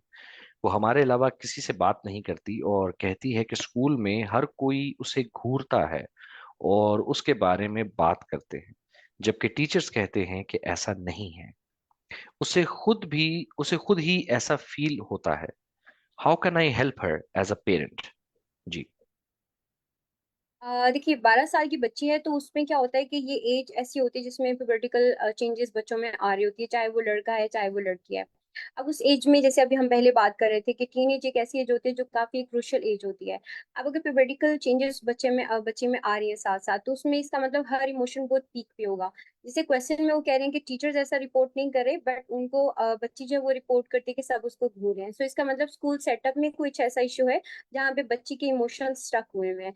एज अ पेरेंट ये कर सकते हैं कि ये टीचर के साथ कम्युनिकेशन रखे, क्योंकि समटाइम ऐसा होता है कि स्कूल में क्लासरूम तक पेरेंट्स की एक्सेस नहीं होती, बट हाँ, टीचर के साथ है, टीचर के साथ कोऑर्डिनेशन इतना स्ट्रांग रखें ताकि क्लासरूम एनवायरनमेंट में बच्चे को जहाँ पे लगता है कि बच्चे घूर रहे हैं वहाँ पे टीचर एक इंपॉर्टेंट रोल प्ले करें, और वहाँ पे बच्चे को थोड़ा सा सोशलाइज करना शुरू करें। दूसरा उसमें हम ये कर सकते हैं कि हर स्कूल में स्कूल साइकोलॉजिस्ट अवेलेबल होते हैं। अगर ज्यादा सिम्टम फील हो रही है बच्ची को, तो स्कूल साइकोलॉजिस्ट जो भी स्कूल में है वहाँ पे, अगर कोई उनकी फैसिलिटी है ऐसी, तो वहाँ पे बच्ची को जरूर उनके सेशंस करवाएं, ताकि आइडिया हो जाए कि क्लासरूम सेटअप में कोई प्रॉब्लम है, या टीचर्स और स्टूडेंट का रिलेशनशिप में ऐसा प्रॉब्लम है कि वो बच्ची घर में ठीक है बट स्कूल सेटअप में उसको जो इशू आ रहा है। ताकि एज अ पेरेंट ये कर सकते हैं, टीचर के साथ कोऑर्डिनेशन स्ट्रांग रखें और उनको थोड़ा सा गाइड करते रहें कि ये बच्चे की ये प्रॉब्लम्स आ रहे हैं, जो कि डेफिनेटली लीड करते हैं उसके आगे चल के इमोशनल प्रॉब्लम्स को। और चूंकि एज ऐसी है, 12 ईयर्स की है, तो वहां पे उन इमोशंस का रिजॉल्व होना, उन इंसिडेंट्स का रिजॉल्व होना बहुत जरूरी होता है, ताकि आगे चल के वो बच्चे के लिए कोई ट्रॉमेटिक ना चीज बन जाए। अगर डिसऑर्डर नहीं भी होना, तो वो इन अनरिजॉल्व इश्यूज की वजह से, जिसको हम अक्सर अनफिनिश्ड बिजनेस बोलते हैं, उस रीजन की वजह से उसकी वो डिसऑर्डर ना बन जाए उसको। तो पेरेंट टीचर का आपस में कोऑर्डिनेशन स्ट्रांग होना चाहिए, टीचर स्टूडेंट का कोऑर्डिनेशन स्ट्रांग होना चाहिए, ताकि बच्चा जो घर जाके रिपोर्ट करे वो टीचर को भी इजीली कम्युनिकेट कर सके कि उसको क्लासरूम में ऐसी वाइब्स आती हैं। जी। Thank you very much ma'am. Alright, बिल्कुल मैम, ये आई एम प्रीटी श्योर कि जो जो पेरेंट हैं उनके लिए ये जवाब बहुत फ़ायदेमंद होगा। एंड आई होप कि वो अपनी बेटी के लिए बेहतर कर पाएंगे इसके लिए। और जी मैम, हमारे पास 14th क्वेश्चन भी आ गया है। हमसे पूछा जा रहा है कि मैं ऑनलाइन किसी से भी बात कर लेता हूँ, इवन कॉल पर भी, लेकिन मुझ में किसी से इन पर्सन बात करने की हिम्मत नहीं होती। ऐसा क्यों है? जी। समटाइम ऐसा होता है कि हमारी पर्सनालिटी ट्रेट ऐसी है कि हम लोगों से इन पर्सन बात करते हुए हेजिडेंट होते हैं, या समटाइम अक्सर जो गल्फ में जो एशियन लोग रहते हैं उनके साथ ये प्रॉब्लम होता है कि वहाँ पे इतनी सोशल लाइफ उनकी एक्टिव नहीं होती। और बहुत एक मैकेनिकल सा सब होता है कि बस स्कूल है, घर है, और घर में भी क्योंकि ज्यादा फ्लैट सिस्टम होता है तो बस TV, parent and that's it. तो बच्चों में ना बहुत सी चीजें मैंने देखी हैं कि उनमें ना वो सोशल स्किल्स की कमी होती है। या स्कूल सेटअप में उनकी सोशल गैदरिंग्स होंगी, या कोई फैमिली गैदरिंग वहां पे कभी कभी हो गई, तो फिर जिस यहाँ की बात करें यहाँ पे ऐसा नहीं होता, बच्चे अक्सर बाइक खेलने के लिए चले जाते हैं, या गैदरिंग्स यहाँ पे ऑन एंड ऑफ होती रहती हैं। होता क्या है कि अगर तो वो ऑनलाइन इजीली बात कर रहे हैं, इसका मतलब कि उनको कोई ऐसा बात करने में कोई प्रॉब्लम नहीं है। इसमें डिपेंड करता है कि उनकी फैमिली में, कि जो पूरा एक फैमिली सिस्टम है, शायद वहां पे ऐसा सिस्टम उन्होंने देखा ही नहीं कि लोगों के साथ घुलना मिलना ज्यादा हो। ठीक है, ये भी बहुत इंपॉर्टेंट चीज हो सकती है। समटाइम ऐसा हो सकता है कि हम पर्सनली इतने इंट्रोवर्ट होते हैं कि हम चाहते ही नहीं है कि हम इन पर्सन जाके हम किसी से मिलें। इसमें थर्ड इंपॉर्टेंट चीज ये हो सकती है कि शायद हमारा जो सेल्फ इमेज हमारे बारे में है, कि लोग कहीं जैसे अक्सर आजकल मोस्टली प्रॉब्लम जो रिपोर्ट होती है कि वॉइस पे बहुत ज्यादा बुली किया जाता है। तो समटाइम लोग क्या करते हैं, उनको ये डाउट होता है कि शायद मैं देखने में प्यारा नहीं हूँ या प्यारी नहीं हूँ, तो वो ऑनलाइन ही जो मीटअप्स होते हैं उनको वो ज्यादा प्रेफर कर रहे होते हैं एज कम्पेयर टू वो इन पर्सन को करें। तो उसमें अगेन हिस्ट्री को प्रोव करना जरूरी है कि ऐसा पास्ट में ऐसा क्या हुआ है, या उनका अपने बारे में जो सेल्फ इमेज है वो क्या है, पॉजिटिव है, नेगेटिव है। इस सब पे जब काम होगा, बात होगी, तो डेफिनेटली अगेन फिर देख सकते हैं कि उनको ऐसा क्यों फील हो रहा है। उसके सॉल्यूशन के लिए सिंपल थोड़ा बहुत with passage of time short term goals बना के वो इस पे काम कर सकते हैं। लाइक किसी फ्रेंड के साथ अगर कभी उन पर्सन नहीं मिले, या अगर मिले हैं तो कुछ नेगेटिव इवेंट हो गया है, तो उनके उस अनरिजॉल्व इमोशन पे काम करके उसके बाद उनको स्लोली उनके बिहेवियरल मॉडिफिकेशन की जा सकती है। लाइक किसी एक फ्रेंड के साथ जिसके साथ कंफर्ट अच्छा है वहां पे उसके साथ थोड़ा बहुत आउटगोइंग शुरू करें, कोई हैंग आउट करना शुरू करें। ये नहीं कि घंटा घंटा 2-2 घंटे, थोड़ा थोड़ा साथ में रिलैक्सेशन टिप्स हम बताते हैं, ताकि अगर कहीं पे एंशियस हो रहे हैं तो फौरन से वो डीप ब्रीथिंग शुरू करें, या डिफरेंट टिप्स होते हैं उनको फॉलो करें और वो वापस आ रहे हैं। उससे ये होता है कि ग्रेजुअली हम फिर माहौल में एडजस्ट होते हैं। बट जो क्वेश्चन है कि ऐसा क्यों है, उसमें अगेन समटाइम फैमिली स्ट्रक्चर बहुत इंपॉर्टेंट होता है। उसमें हमने बच्चे का लर्न बिहेवियर ऐसा हो गया है, उसने अपने पेरेंट्स को ऐसा देखा है, इसलिए वो एज इट इज उन चीजों को फॉलो कर रहा है। जी। जी ma'am, thank you very much. अच्छा मैम, इस सवाल का जो आपने जवाब दिया, इससे मैं एक चीज़ सोच रहा था कि अक्सर औक़ात मैंने मैंने नोट किया लोगों को, लोग ना पर्सनैलिटी का जो एक एट्रिब्यूट होता है ना, उसको एक्सेप्ट नहीं कर पाते। जैसे कि मिसाल के तौर पे मैं अगर अपने दफ़्तर जाता हूँ, तो मेरी पर्सनैलिटी वहाँ पर एक दफ़्तर में काम करने वाले इंसान की जैसी है। जब मैं अपने बच्चों में जाऊँगा तो मेरी पर्सनैलिटी चेंज हो जाएगी। दोस्तों में जाऊँगा तो मेरी पर्सनैलिटी टोटली चेंज हो जाएगी। वालिदैन के पास जाऊँगा तो टोटली चेंज हो जाएगी। क्या ऐसा होता है कि लोग ये इस तरह पर्सनैलिटी ट्रेट्स को एक्सेप्ट नहीं कर पाते, या प्रॉपर्ली बिल्ट ही नहीं कर पाते कि मैंने दोस्त के साथ कैसे एक पर्सनैलिटी बनानी? क्योंकि मुझे ये लगता है कि personality is for utilitarian purposes. वो कोई एक साथ चीज़ अटैच नहीं है। यानी वो यूटिलिटी के बेसिस पे इंसान सिलेक्ट करता है कि मैं ऑफ़िस में कैसा पर्सनैलिटी होगी, घर पर कैसी होगी, डॉक्टर के सामने कैसी होगी, उसके सामने कैसी होगी और उसके सामने कैसी होगी। तो क्या ये करने से क्या लोग अपनी पर्सनैलिटी को अडैप्ट नहीं कर पाते? अपनी जो उनकी ज़ाती पर्सनैलिटी है, या जो बाकी पर्सनैलिटीज़ जो हेल्दी पर्सनैलिटीज़ हैं, जो उनके काम आ सकती हैं बाकी लोगों के साथ इंटरैक्ट करने में, दुनिया से इंटरैक्ट करने में, तो क्या इसका इस चीज़ से कोई ताल्लुक है, या it is just a thought जो मैंने सोची? नहीं, इट्स जस्ट अ थॉट। उसका सोशल एंजाइटी से कोई इशू नहीं है, बट उसमें थोड़ा सा मैं आपको इस हवाले से बताती हूँ। होता क्या है कि हर पर्सन की लाइक, अगर तो वो कोई वर्किंग लेडी है या कोई मेल है, तो वो उनकी एक प्रोफेशनल लाइफ होगी जो उनकी वर्क प्लेस पे होगी, ठीक है। अब जब वो घर आते हैं उनकी एक पर्सनल लाइफ शुरू हो जाती है, बच्चों के साथ, फैमिली के साथ, पेरेंट्स के साथ। अब अगर वो फ्रेंड्स में जा रहे हैं, तो वो उनकी एक सोशल एस्पेक्ट है उनकी लाइफ का। तो हमारी इन सब की लाइफ के ना डिफरेंट एस्पेक्ट्स होते हैं, जहाँ पे हमारा समटाइम किसी बेस्ट फ्रेंड के साथ रिलेशन डिफरेंट होगा, किसी थोड़ा एक फ्रेंड जिसके साथ हम कभी कभी मिलते हैं उसके साथ हमारा रिलेशन डिफरेंट होगा। तो ये इतनी कोई प्रॉब्लमेटिक बात नहीं है। बस ये है कि हम अपनी हर एस्पेक्ट को, चाहे वो नेगेटिव है पॉजिटिव है, लाइक अगर मुझे लगता है कि मैं प्रोफेशनल लाइफ में अच्छी हूँ बट पर्सनल लाइफ में अच्छी नहीं हूँ, तो मुझे इस चीज को एक्सेप्ट करने की जरूरत है, मुझे उसको इम्ब्रेस करने की जरूरत है। क्योंकि अगर हम उसको सेल्फ डाउट में लेके जाएंगे और ये शो करेंगे कि हम हर जगह पे अच्छे से परफॉर्म करें, तो वो पॉसिबल नहीं है। क्योंकि हम लोग इमोशनल बीइंग है, हम लोग ह्यूमन बीइंग है, हम लोगों से गलतियां भी डेफिनेटली होती हैं। सो उसमें ये है कि उनको एक्सेप्ट करना, प्रॉपर इम्ब्रेस करना जरूरी है। बट अगर आप अपनी लाइफ के हर एस्पेक्ट को, चाहे वो प्रोफेशनल है, चाहे वो पर्सनल है, चाहे वो सोशल है, उसको अच्छे से परफॉर्म कर रहे हैं, तो बहुत अच्छी बात है, कीप गोइंग। जी। जी ma'am, thank you very much. Thank you, मेरा भी ये डाउट क्लियर हो गया। मैं ये सोच रहा था। Thank you very much ma'am. आगे चलते, हमारे पास सवाल आ गया है कि मेरी एज 27 साल है। मुझे अक्सर शादी या रिलेशनशिप का सोचकर भी घबराहट होती है। क्या करूं? जी। इसका सोशल एंजाइटी से कोई लिंक नहीं है, बट क्वेश्चन के आंसर के लिए इसको हम देख लेते हैं उसमें कि अगर तो सिर्फ रिलेशनशिप एंजाइटी उनको होती है। अब इसके पीछे अगेन हिस्ट्री रिजॉल्व मिस्ट्री। तो उसमें हम देखते हैं कि क्या कभी कोई रिलेशनशिप स्ट्रेसेस ऐसे उन्होंने फेस किए हैं जिसकी वजह से अब वो किसी भी रिलेशनशिप में वो जाना ही नहीं चाहते। अब ऐसा पॉसिबल ही नहीं है, क्योंकि जैसे जैसे एज वाइज ग्रो करेंगे, कंपेनियनशिप की नीड हर एक को होती है। अब वहां पे देखने की जरूरत होती है कि उनको क्या ऐसी प्रॉब्लम फील की है उन्होंने अपने पास्ट में, जो वो खुद से अपने लिए कुछ रूल्स ऑफ लिविंग ऐसे सेट किए हैं कि वो थोड़ा हेजिटेंट होते हैं, और वो चाहते ही नहीं है कि वो किसी रिलेशनशिप में जाए। दूसरी रीजन समटाइम ये होती है कि टाइम के साथ साथ इन्वायरमेंटल रीजंस की वजह से या साइकोलॉजिकल रीजंस की वजह से हम लोग अपनी जो पर्सनल स्पेस होती है ना, हम उसको इतना ज्यादा उस पर फोकस्ड हो जाते हैं कि हम किसी भी पर्सन को, चाहे वो पार्टनर हो, चाहे वो कोई बॉयफ्रेंड गर्लफ्रेंड हो, चाहे कोई भी हो, हम उसको अलाउ ही नहीं करते किसी भी पर्सन को अपने अलावा कि वो उस पर्सनल स्पेस में आए, जो कि डेफिनेटली एक नेगेटिव चीज होती है जिस पे काम करने की जरूरत होती है। बट अगर तुमको कोई ऐसा फैक्टर फील होता है अपने साथ, तो उस पर जरूर काम करें, क्योंकि जैसे मैंने कहा, एज के साथ साथ नीड इंक्रीज होगी, कंपेनियनशिप की नीड होगी।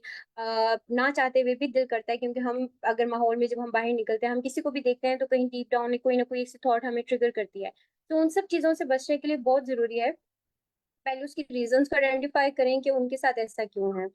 अगर अगर तो इन्वायरमेंटल रीजन है, उस पर भी काम किया जा सकता है। अगर तो उन्होंने अपनी नेगेटिव ऑटोमेटिक थॉट्स की वजह से अपने कुछ रूल्स ऑफ लिविंग ऐसे सेट कर लिए हैं अपने लिए, या उस पर्सनल स्पेस में किसी को भी अलाउ नहीं करे, किसी भी रिलेशनशिप को, जैसे उन्होंने कहा कि वो सोचते भी हैं तो उनको घबराहट होती है, तो कहीं ना कहीं कुछ ऐसा टॉक्सिक हुआ है जिसकी वजह से उनको वो घबराहट उनकी ज्यादा ट्रिगर हो जाती है। तो उन ट्रिगर्स को आइडेंटिफाई करना जरूरी है, उन ट्रिगर्स के लिए प्रॉपर एक्शन प्लान बनाना जरूरी है। उसके बाद देख सकते हैं, और विद पैसेज ऑफ टाइम, ये नहीं कि फौरन से रिलेशनशिप में इन्वॉल्व हो जाएं और सब, क्योंकि ओवरनाइट की चीजें नहीं हमारी खराब होती, टाइम के साथ साथ खराब होती हैं, नेगेटिव उन एक्सपीरियंसेस की वजह से खराब होती हैं। तो टाइम टेकिंग प्रोसीजर होते हैं, बट या मैं सजेस्ट करूंगी कि इसके लिए प्रॉपर प्रोफेशनल हेल्प लें। बट अगर जो हमारा आज का टॉपिक है उससे रिलेटेड, या सोशल एंजाइटी उससे रिलेटेड ऐसा सिम्टम उनमें नहीं है, हाँ रिलेशनशिप के हवाले से प्रॉब्लम है, उस पर जरूर मैं सजेस्ट करूंगी कि वो जरूर प्रोफेशनल हेल्प लें इसके लिए। जी। Thank you very much ma'am.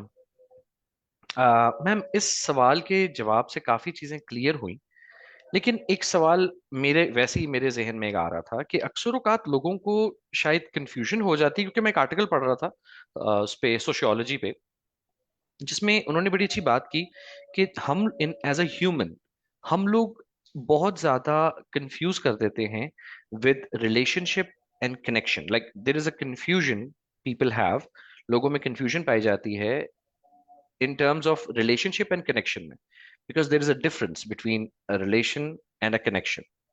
Or connection is something which is, we can call it a temporary, but relation is something which we built.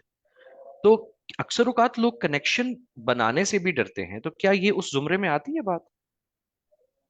देखिए, इसमें ना जो सबसे इम्पोर्टेंट होता है कि समटाइम इंटरपर्सनल हमारे ऐसे इश्यूज होते हैं जिसको हम जनरलाइज करना शुरू कर देते हैं, जिसको हम ये देखते हैं कि हम कनेक्ट भी नहीं कर पा रहे। समटाइम जो पहले जिनका जो क्वेश्चन था, हो सकता है उनको कनेक्शन बनाने में प्रॉब्लम ना हो, बट उनको रिलेशनशिप बनाने में इश्यूज होता है। सेम इसी तरह से कुछ लोग कनेक्ट ही नहीं कर पाते, अब उनकी पर्सनालिटी ट्रेट ऐसी हो सकती है, अगेन इन्वायरमेंटल कुछ ऐसा हो सकता है, उनका लर्न बिहेवियर हो सकता है, या बायोलॉजिकल कोई रीजन हो सकती है कि वो अपनी पर्सनल स्पेस में इतना ज्यादा खुद को हैप्पी फील करते हैं कि वो किसी को भी अलाउ नहीं करते कि कोई ऐसी चीज है।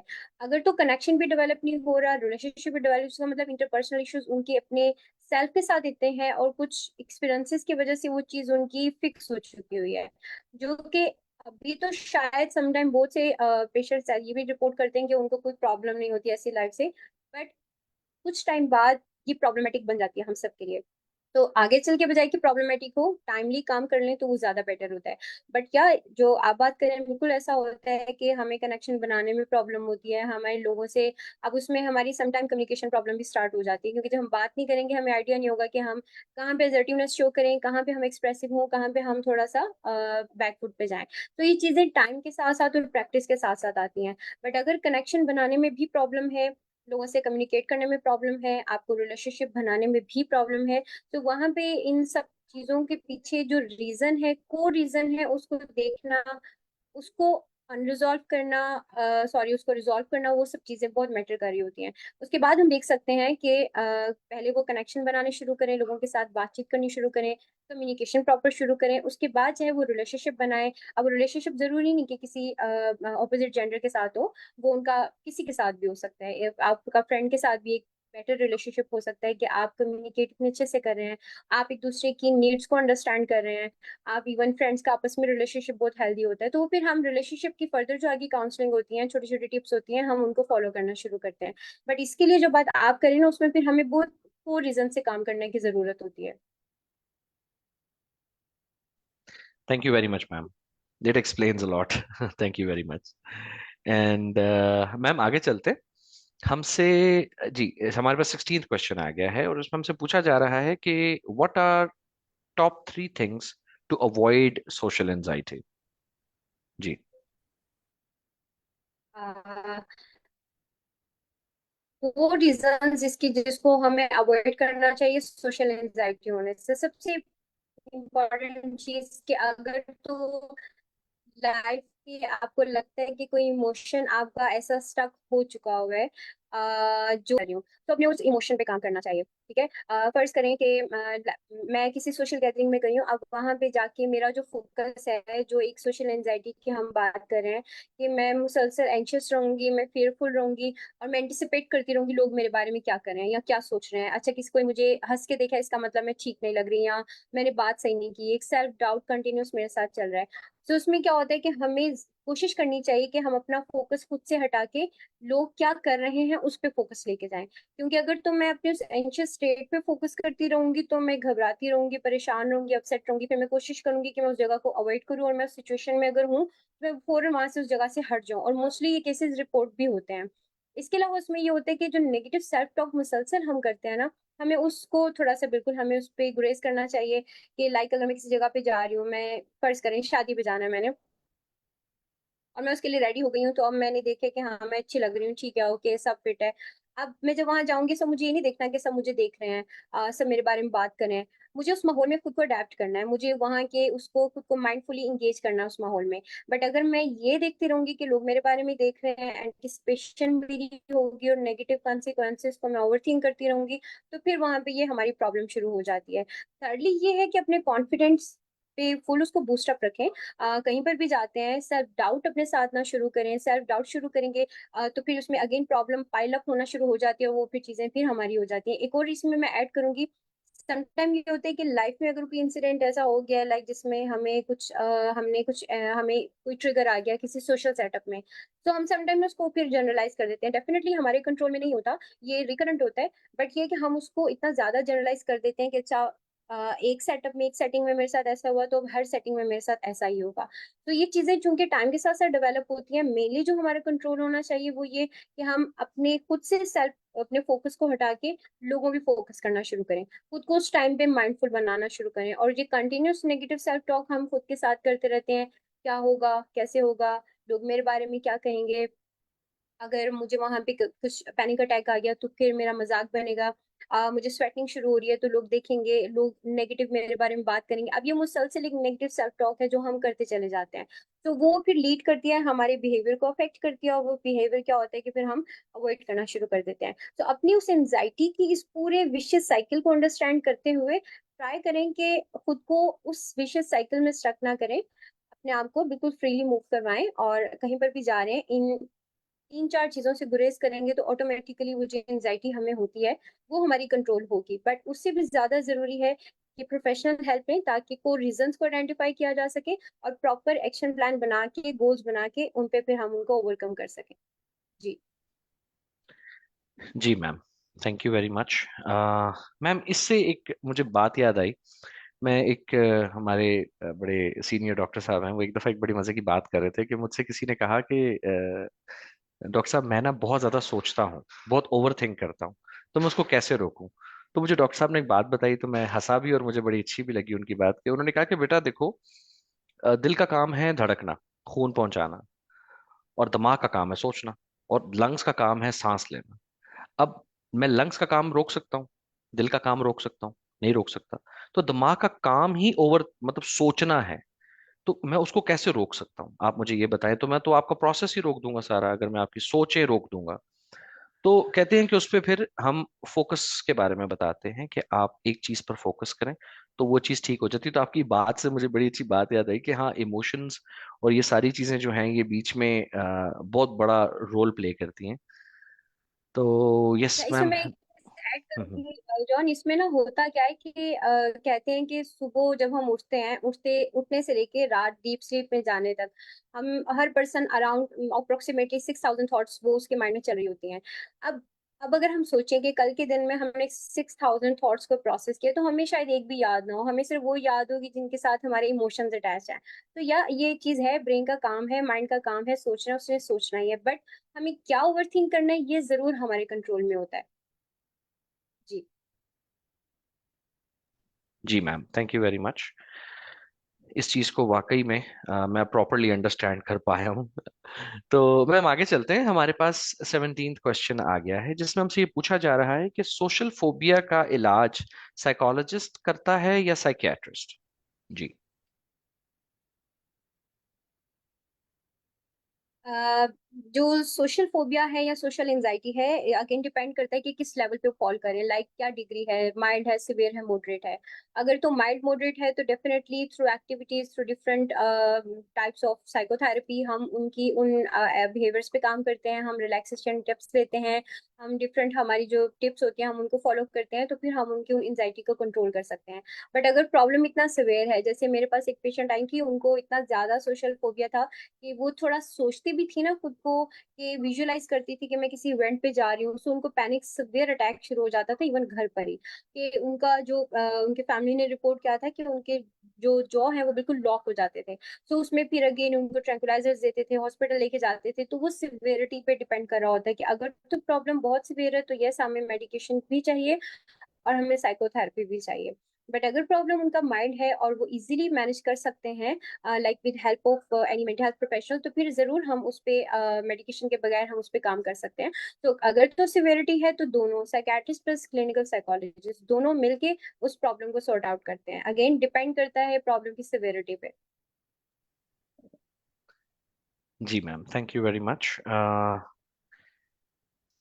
Okay, we have 18th question. Yes, yes this is, ये वाकई में बहुत हेल्प करेगा लोगों को। एंड मैम हमसे ये पूछा जा रहा है कि what is normal anxiety level in day to day life, also feeling anxious while guests are coming, in-laws or relatives, is this normal? जी। इट इज एब्सोल्युटली नॉर्मल, क्योंकि जैसे हमने बात किया ना कि माइल्ड एंजाइटी हर ह्यूमन बीइंग में होती है। कोई भी इतना कॉन्फिडेंट नहीं होगा, लाइक कल आपका कोई इंटरव्यू है और आप बिल्कुल perfectly fine, fit and fine है, कहीं ना कहीं हम ओवर थिंक करेंगे, हमें माइल्ड एंजाइटी होगी वहां जाने तक। अगर तो ऐसा है जैसे उन्होंने कहा कि घर में गेस्ट आ रहे हैं, इन लॉ से रिलेटेड कोई भी, तो ये एक नॉर्मल ह्यूमन रिएक्शन है जो हमारा एंजाइटी की फॉर्म में आएगा। कंट्रोलेबल है तो इट्स एब्सोल्युटली नॉर्मल। बट अगर अनकंट्रोलेबल है कि उनको प्रॉपर एंजाइटी शुरू हो रही है, कि जैसे हम एंजाइटी के सिम्टम्स पढ़ते हैं, स्वेटिंग हो गई, हार्ट बीट तेज हो गई, और पेल्पिटेशन इतनी फास्ट है कि उनसे अनकंट्रोलेबल है, और रिकरेंट एंशियस थॉट्स इतनी उनको ट्रिगर करी हैं कि उनके कंट्रोल से सब बाहर है, और उस सिम्टम्स की वजह से वो सिचुएशन को ही अवॉइड करना शुरू हो गई है, कि उनकी तबीयत अपसेट हो गई है, फिर वो जरूर एक सिवियर इशू है। बट ये एक नॉर्मल ह्यूमन रिएक्शन है, चाहे वो इन लॉज ने आना हो, चाहे वो किसी स्पेशल गेस्ट ने आना हो, चाहे कोई भी, जो भी क्वेश्चन किया गया था कि एक नॉर्मल एंजाइटी है, वो एक नॉर्मल ही है। माइल्ड लेवल की एंजाइटी हर एक में होगी, ठीक है, चाहे कोई कितना ही प्रोफेशनल क्यों ना हो। कहीं ना कहीं हम सब ओवर थिंक कर ही रहे होते हैं, बट वो अगेन ओवर थिंकिंग कब करनी है, कहाँ करनी है, ये जरूर हमारे कंट्रोल में होती है। बट ये है कि एक नॉर्मल ह्यूमन रिएक्शन है, और ये बिल्कुल नॉर्मल है, एब्सोल्युटली नॉर्मल है। बट अगर आपको लगता है कि वो नॉर्मल अब नहीं है, अब नॉर्मल बन चुका हुआ है, तो जरूर फिर उसके लिए आपको प्रोफेशनल हेल्प लेने की जरूरत है। जी ma'am, thank you very much. Ma'am अभी मैं चेक कर लेता हूँ if we have any more questions. मेरे ख्याल से वी डोंट हैव एनी, अभी हमारे पास और क्वेश्चंस नहीं हैं। आई होप कि आई थिंक हमने ज़्यादातर सवाल कवर कर लिए हैं।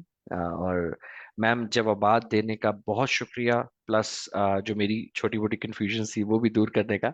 आई होप कि उसकी वजह से भी ऑडियंस को भी काफ़ी हेल्प मिलेगी।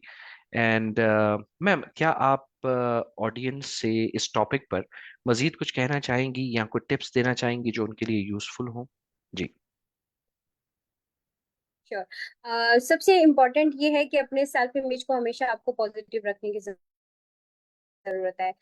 कुछ अपने लिए कोपिंग स्टेटमेंट्स बना लें जो कि बहुत पॉजिटिव होंगी, वो इजीली आप गूगल पे भी सर्च करें, यूट्यूब पे कहीं पे भी सर्च करें, आपको मिल जाएंगी। सिंपल करना क्या है कि उन सेंटेंसेस अपने लिए बना ले, like I am very confident person, I can control everything like I have done before. जितनी भी छोटी छोटी अपनी अकॉर्डिंग आप जितनी पॉजिटिव स्टेटमेंट्स अपने लिए बना सकते हैं, इनको हम अफर्मेशंस भी कहते हैं, वो बना के आप सिंपल उठते बैठते सोने से पहले, लाइक वॉशरूम गए हैं, शीशा देख रहे हैं, अपने साथ आई कांटेक्ट मेंटेन करें और उनको वोकलाइज करना शुरू करें। उनको जितना ज्यादा करेंगे ना, हमें एक पॉजिटिव फीलिंग अपने साथ शुरू होगी। अब इसी को अगर हम कंपेयर करते हैं ना नेगेटिव थिंकिंग के साथ, तो क्या होगा, कैसे होगा, मेरे से नहीं होगा। सो ये चीजें डायरेक्ट अफेक्ट कर रही होती है हमारी ब्रेन के न्यूरोट्रांसमीटर्स को, जिसकी इम्बैलेंसेस होगी तो हमारा मूड इमोशन जो है वो हमारा अफेक्ट होना शुरू हो जाएगा। सो मैं ये सजेस्ट करूंगी कि हम मोस्टली जब भी फ्री हों, सोने से पहले या कुछ कोई भी काम करते हुए, कुछ अपने लिए पॉजिटिव स्टेटमेंट्स ऐसे बनाएं जिनको वोकलाइज करते रहें। अगर आप मिरर के सामने भी खड़े हैं, तो अपने साथ आई कांटेक्ट मेंटेन करें और खुद को देखते हुए वो वोकलाइज करें, उन स्टेटमेंट्स को वोकलाइज करें। 2-3 मिनट्स, 4 मिनट्स, 5 मिनट्स मैक्सिमम इस एक्टिविटी को करते रहे। उससे ये है कि कॉन्स्टेंटली हमारा जो कॉन्फिडेंस है ना, वो हमारा बूस्ट होना शुरू होगा। और साथ में डिफरेंट हमारी रिलैक्सेशन टिप्स होती हैं वो करते रहें, क्योंकि जो हमारा सेल्फ इमेज होगा हम वही लेके बाहर निकल रहे होते हैं, और वही बेस कर रहा होता है हमारी ओवर थिंकिंग को, कि किसी ने अगर मुझे देखा है तो मुझे कोई देख के हंसा है, इसका मतलब मेरे में कोई प्रॉब्लम है। सो इसका मतलब मेरा वहां पे जो सेल्फ इमेज है वो मेरे बारे में ही सेल्फ डाउट मुझे क्रिएट कर रहा है। सो अपना सेल्फ इमेज पॉजिटिव रखें, प्लस अपने लिए कॉपिंग स्टेटमेंट्स बनाएं, उनको आप वोकलाइज करते रहें टाइम टू टाइम। कॉन्फिडेंस भी बूस्ट रहेगा। और again, practice makes man perfect. और जब इसको कंटिन्यू करेंगे, प्रैक्टिस करते रहेंगे, तो हमारी एंजाइटी भी फिर कम होना शुरू हो जाती है। जी। Thank you very much ma'am. I hope this will help a lot, and मैं उम्मीद करता हूँ कि ये सबके लिए बहुत हेल्पफुल होगा। तो मैम, पहली बात तो ये कि थैंक यू वेरी मच आपकी एडवाइस के लिए, सारे आंसर्स के लिए और अपने वक्त के लिए, एंड मैम, और ये डिटेल्ड आंसर्स के लिए। एंड हमारी ऑडियंस का भी मैं बहुत बहुत शुक्रगुजार हूँ हमारे साथ लाइव सेशन में ज्वाइन करने का। और उम्मीद है कि आपके तमाम जो सवालात हैं उनके जवाबात कवर हो गए होंगे। अगर मजीद आपके क्वेश्चंस भी हैं तो आप हमें कमेंट करें। हम आपके कमेंट्स में आपको ज़रूर गाइड करेंगे। और मैं इसी तरह साथ साथ बताता चलूं कि हम हर हफ्ते अपने माहिर नफ्सियात के साथ मुख्तलिफ टॉपिक्स पे लाइव सेशंस करते हैं। और आप अपनी राय कमेंट्स में हमें ज़रूर दीजिए कि हमें अगले हफ्ते किस टॉपिक पर बात करनी चाहिए। और सेहतयाब, मैं अब आपको सेहतयाब के बारे में बताता चलूं। बेसिकली सेहतयाब जहनी मसाइल और अमराज का ऑनलाइन क्लिनिक है, जो कि माहिर नफ्सियात से ऑडियो, वीडियो और टेक्स्ट चैट पर मुकम्मल राजदारी में कंसल्टेशंस प्रोवाइड करता है। और बच्चों और बड़ों के जहनी मसाइल और अज़दवाजी ज़िंदगी से जुड़े मसाइल पर जो है, इस पर आप माहिर नफ्सियात से ऑनलाइन मशवरा कर सकते हैं इन टॉपिक्स के ऊपर। और भी जो मज़ीद टॉपिक्स आपके जहन में आते हैं, और उसके लिए आप हमारी वेबसाइट ज़रूर विज़िट करें। ये www.sehtyaab.com, इसे विज़िट कीजिए, या हमारे हेल्पलाइन नंबर पे हमें कांटेक्ट कर सकते हैं, जो कि 0300 100 3140 पर। आप हमें व्हाट्सएप कर सकते हैं, या आप 0300 100 3171 पर भी हमें रब्ता कर सकते हैं। आप सब लोग अपना बहुत ख्याल रखिए। ज्वाइन करने के लिए शुक्रिया। अल्लाह हाफिज।